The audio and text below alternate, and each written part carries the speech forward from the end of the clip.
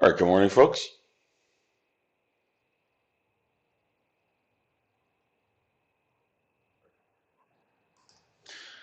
All right, let's go ahead and get started.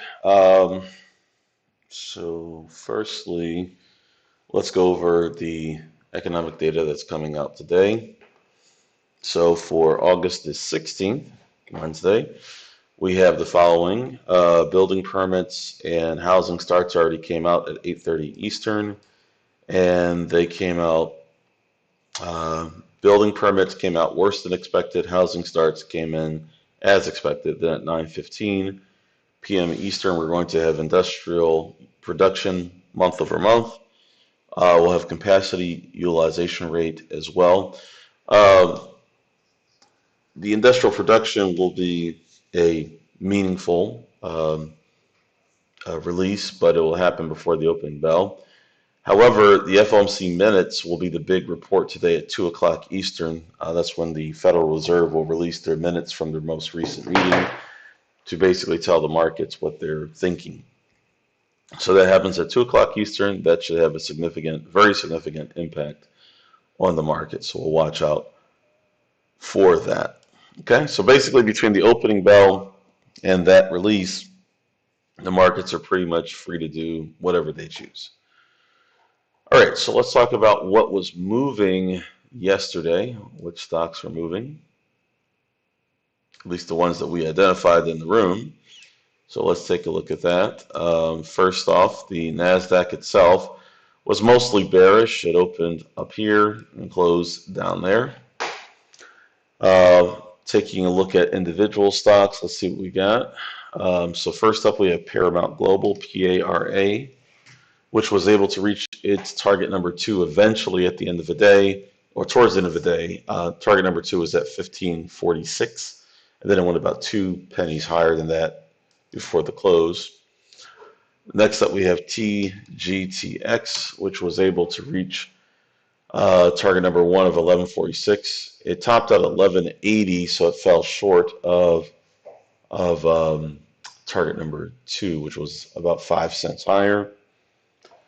Next up, we have IMGN. That was able to reach target number 1 of 15.50. It topped out at 15.82, so it fell short of its target number 2. We also had MTCH, which I call Mitch, but this is Match Group. This was able to reach 45.61, which was target number 1, and it fell short of target number 2, which was 46.38. This one topped out at 46.31.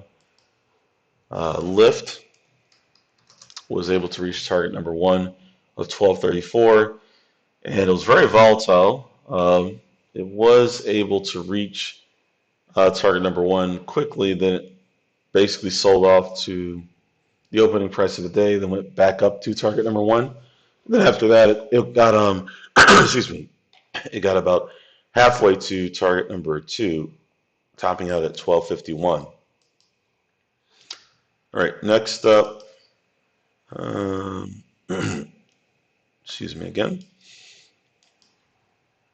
All right, next up we have Rivian, RIVN, which was able to reach, well, it was bearish, was able to reach target number 1 of 21.04. It got down close to its target number 2 to the downside, but never reached it. That was target number 2 was at 20.42. Also mentioned by one of the members was DCTH, which was able to move from the opening price of 584 to a high of 727. So a decent sized move for a stock of that price. First, Solar FSLR was bearish, and it was able to reach target number 2 to the downside of 200.97, and then it actually went below that.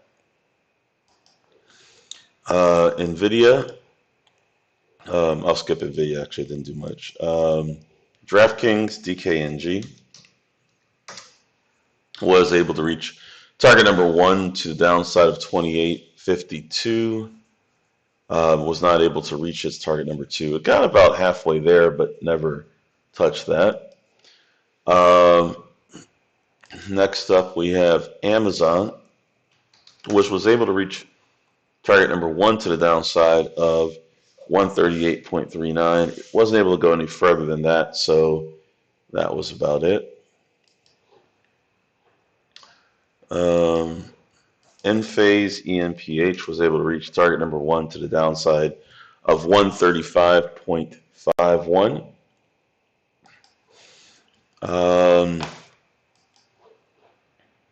PayPal was able to reach target number two to the downside of 61.10, and then it went dramatically lower than that, basically tracking about twice the distance to its target number two to the downside. And then finally, we had Array Biosciences, ARRY, which was able to reach target number two to the downside of 21.73, and then it flattened after that. All right, so that's what we had as far as stocks that were moving yesterday. Now, as far as stocks that are moving today, I only see one on my list. Doesn't mean that's the only one, but let me go over that really quickly.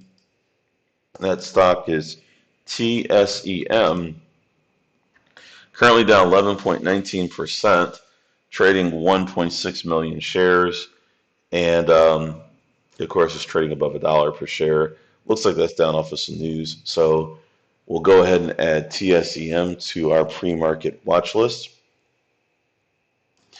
As I said, that's the only stock I see right now, which is unusual. So if you guys see any other stocks that meet our criteria, we're looking for NASDAQ stocks that are trading at least $1 per share in price, at least 1 million shares in pre-market volume, and we need a price change of at least 6% positive or negative. So if you see any stocks that meet those criteria, all of those criteria, go ahead and let us know in the chat. I'll go ahead and take a look at them. So again, any NASDAQ stocks trading at least $1 per share, at least 1 million shares of pre-market volume, and a price change of at least 6% positive or negative. If anything meets those criteria, let me know in the chat.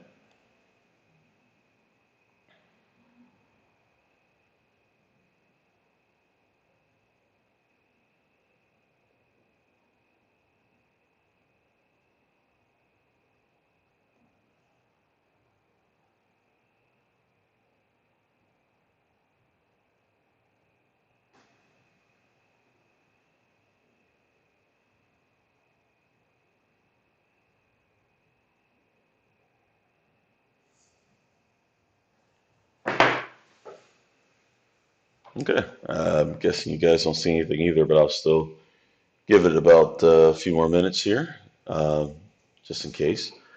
So again, any stocks that you guys find that are trading at least 1 million shares of pre-market volume, they have to be, of course, NASDAQ stocks, and we're looking for stocks that are at least $1 per share. Again, trading at least 1 million shares pre-market volume, and we would also need them to have a 6% positive or negative price change. Yep, exactly. Nothing even really close. All right. So today, pre-market list is basically only one stock. I'll look at INTC, but does it meet all of the criteria that I mentioned?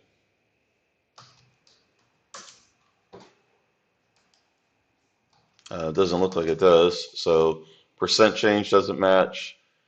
It's only 0.06% change, 63,000 shares, so too little volume. So no, that would not qualify for a pre-market list. So again, any stocks that specifically meet the pre-market list criteria, let me know in the chat. Any other stocks, we'll look at them when the market opens.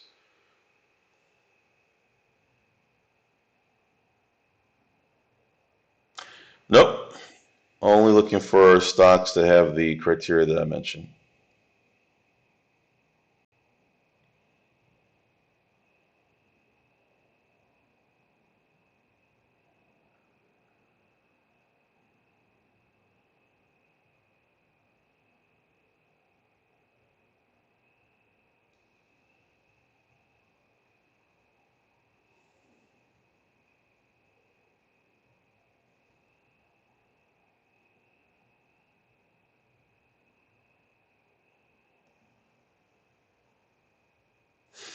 All right, so we'll go ahead and wrap up then, since today looks like we just have very few options or stocks that are trading in the correct parameters.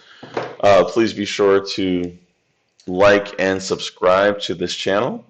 Be sure to like this video and subscribe to this channel. That helps us with YouTube. And our subscribers are growing rapidly. We're getting closer and closer to a new milestone. So definitely go ahead and like this video, subscribe to the channel if you haven't already. And if you're not familiar with us, but you've watched this broadcast or you've watched a replay of it, please be sure to check out fundertrading.com, our website. You'll see a link to that in the description of this video. Other than that, for those of you who are part of the coaching program, I'll see you in the coaching room in about 20, looks like 27 minutes, and then we'll pick up from there, okay? All right, folks, have a fantastic trading day, and I'll see you guys for tomorrow's pre-market pulse, and everyone else I'll see you in the coaching room, okay? Take care, folks.